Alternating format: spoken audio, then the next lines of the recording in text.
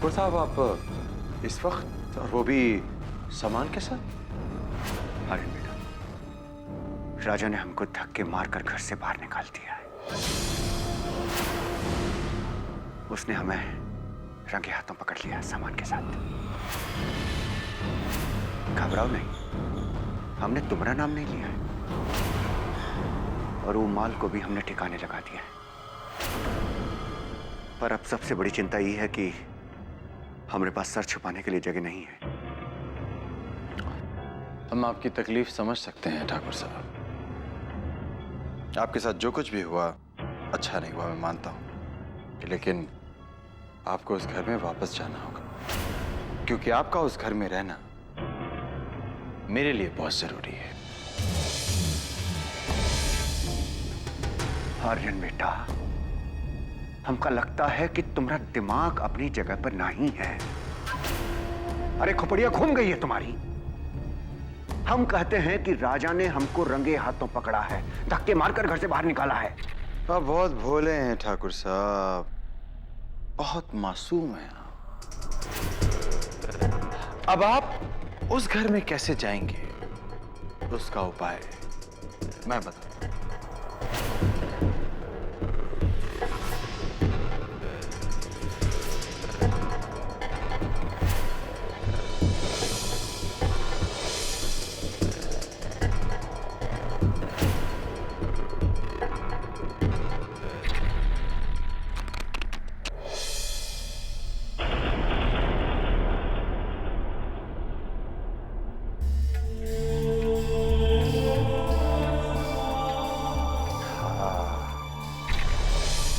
शास्त्रों में ठीक कहा गया है बेटा कि पैसा बहुत बुरी चीज है। इससे बड़ा से बड़ा पहाड़ छोटा हो जाता है। अब तुम कह रहे हो तो उस घर में जाना ही पड़ेगा। 100 जूते खाएं, मजा घुस के देखेंगे।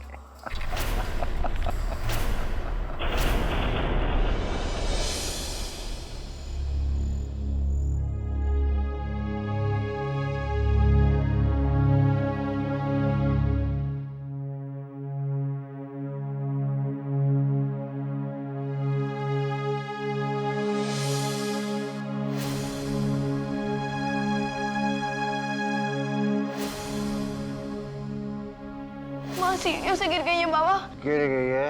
हाँ। मरी तो नहीं है?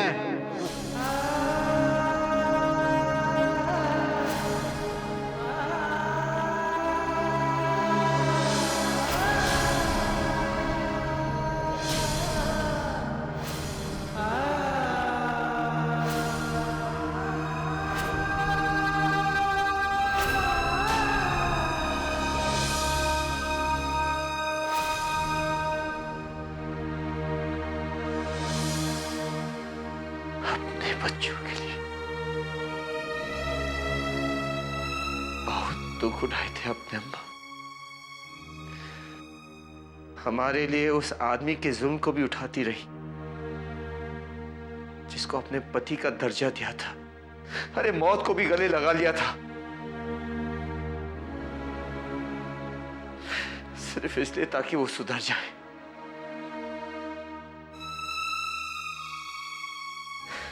लेकिन अम्मा,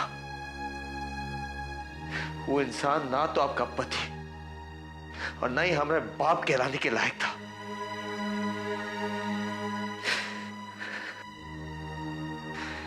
फिर भी आपकी खातिर हमने उन्हें एक और मौका दिया। लेकिन नहीं अम्मा, वो नहीं सुधरे। उनकी वजह से हमारा घर एक बार टूट चुका था और आज फिर एक बार वो हमारे घर को तोड़ने जा रहे थे। अम्मा, हम ये कैसे होने देते? मजबूर होकर और ना चाहते हुए भी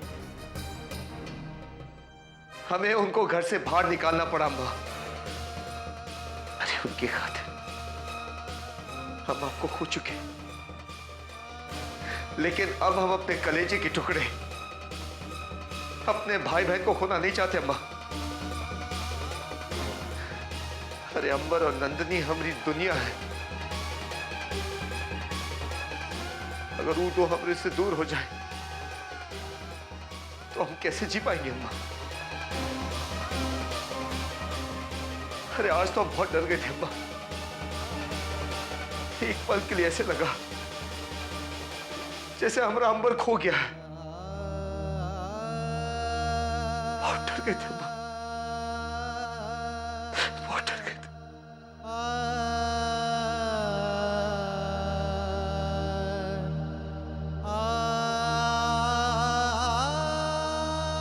नहीं महाराजा, ऐसा कभी नहीं होगा।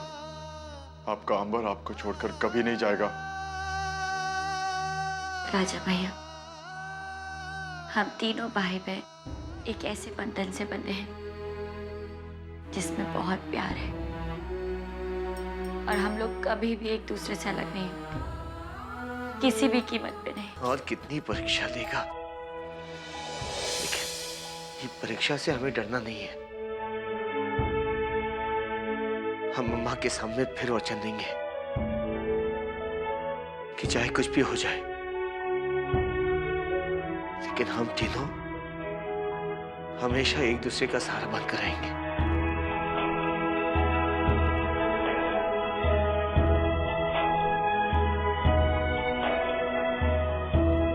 जो होना था सो हो गया अम्मा। अब हमारे जीवन की एक नई शुरुआत होगी। कल गणेश पूजा है और हर नए काम की शुरुआत से पहले गणेश जी की पूजा की जाती है ताकि वो रक्षा करें। अम्मा, गणेश जी भी हमारी रक्षा करेंगे। अब देख लीजिएगा, सब शुभ शुभ होगा। जी राजा भैया, इस बार हमारे मन की कामना भी पूरी हुई है। प्रिंस बाप बनने वाले हैं। हमने मन्नत मांगी थी कि अगर ऐसा होगा तो हम गणपति जी की मूर्ति घर में स्थापित करके उनकी पूजा करेंगे। इस बार गणपति हम भी बहुत धूमधाम से मनाएंगे।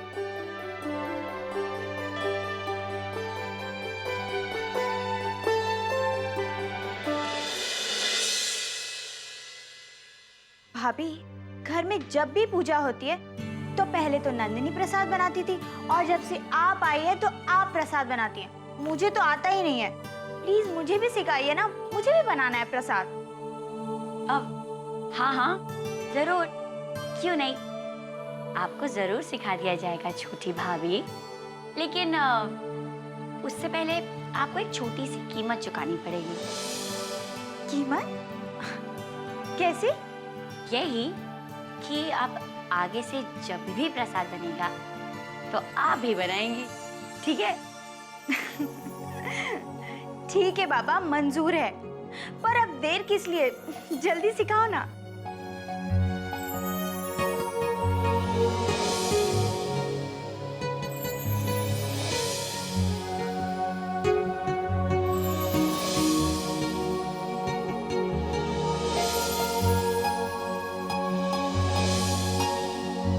आज हमें भगवान से सिर्फ दो ही चीज मांगनी है, हमारे घर की खुशियाँ और प्रिंस का जन्म जन्म का साथ। बस भगवान हमारी ये दो इच्छाएं पूरी कर दें, फिर हमें कुछ नहीं चाहिए। आज घर में गणपति की पूजा है और मैं चाहती हूँ कि प्रिंस जी मेरे साथ ही नीचे उतरे और पूजा में प्रिंस जी की पत्नी की जगह मैं खड़ी रहूं। इसका मतलब नंदिनी जी की जगह मैं। आप समझ रही है ना मैं क्या कह रही हूँ?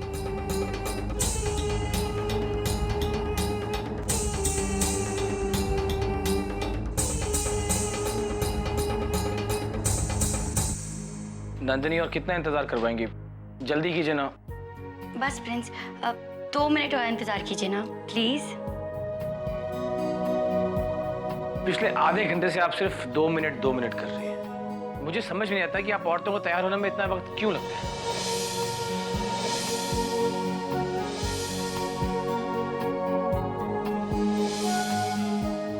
लीजिए, हम तैयार हो गए।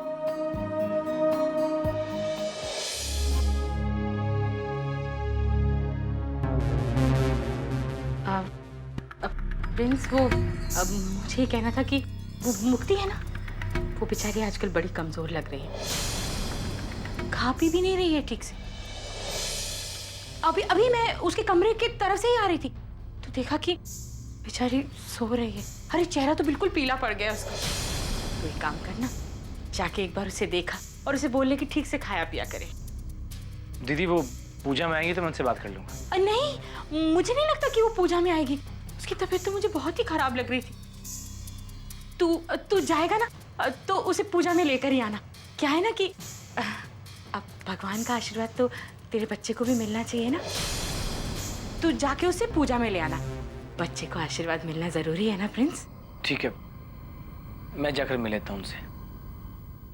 आप नीचे आ जाइएगा।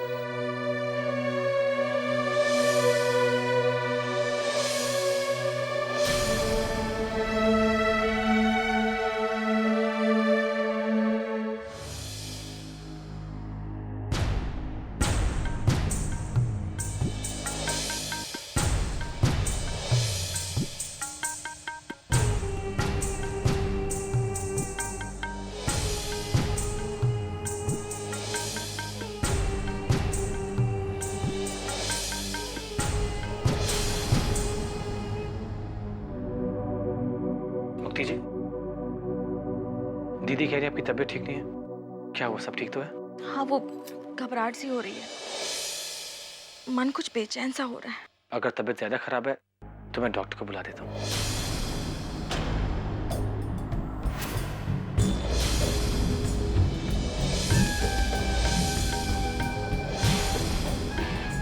नहीं प्रिंस जी, उसकी कोई जरूरत नहीं है। आज घर में पूजा है, डॉक्टर को देखकर बिना बात के सब लोग परेशान हो जाएंगे। मैं यहाँ कमरे में ही ठीक हूँ। आप कमरे में इसीलिए तो ठीक नहीं है। इस बंद कमरे के माहौल में बेचैनी तो होगी ना। हमारे घर में आज पूजा है, आप भी नीचे आ जाइए, थोड़ी शांति मिल जाएगी और इसी बहाने हमारे बच्चे को गणेश जी का आशीर्वाद भी मिल जाएगा। हाँ प्रिंस जी, लेकिन देखिए, मैं आपकी एक नहीं सुनूंगा। आज हमने घर पर गणेश जी को स्थापित किया है, आपको चलना होगा। चलिए उठिए, जिद छोड़िए, अब चलिए। नंदिनी, तू तो प्रिंस को अपन के साथ पूजा में आता देखकर जलकर राख हो जाएंगी और अपन का दिल गुलाब के माफिक खिल उठेगा। बड़ा आंखें दिखा रही थी ना अपन को, अपने पति से दूर रहने के वास्ते धमका रही थी, पर अब तो तेरे को इसकी आदत डालनी पड़ेगी। वो इसलिए क्योंकि अब प्रिंस जिधर भी जाएगा तेरी जगह अपन इसके साथ ही जाएंगी ना। चलिए।